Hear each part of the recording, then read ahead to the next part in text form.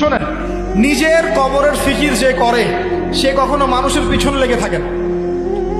আমরা নিজের কবরের ফিকির করি আগে।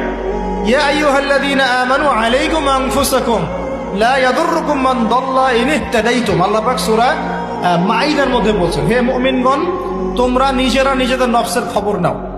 যারা পথভ্রষ্ট হয়ে যাচ্ছে ওদের পথভ্রষ্টতা তোমাদের ক্ষতি করবে না যদি তোমরা হেদায়েতের উপর থাকো।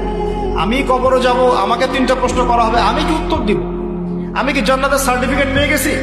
আমার পিছনে কি জান্নাতের সিল লাগানো হয়ে গেছে? তাহলে আমি কেন আরেক ভাইয়ের নামাজ নিয়ে কটাক্ষ করি? আমি কেন আরেক ভাইয়ের অমুক নিয়ে কটাক্ষ করি, অমুক মাদ্রাসা নিয়ে কটাক্ষ করি, অমুক ব্যক্তিত্বকে নিয়ে কটাক্ষ করি, অমুক আলেমকে নিয়ে কটাক্ষ? কেন আমি করতে যাবো কেন? এমন তো হতে পারে সে ব্যক্তি আমার আগে জান্নাতে চলে গেছে, আমি পড়ে গেছি পিছনে, হতে পারে না?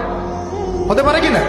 এমন তো হতে পারে আমি সবার শেষে জান্নাতে যাচ্ছি খুঁড়ায় খুঁড়ায়, আর এই মানুষগুলো আমার আগেই জান্নাতে সব চলে গেছে, হতে পারে কি না?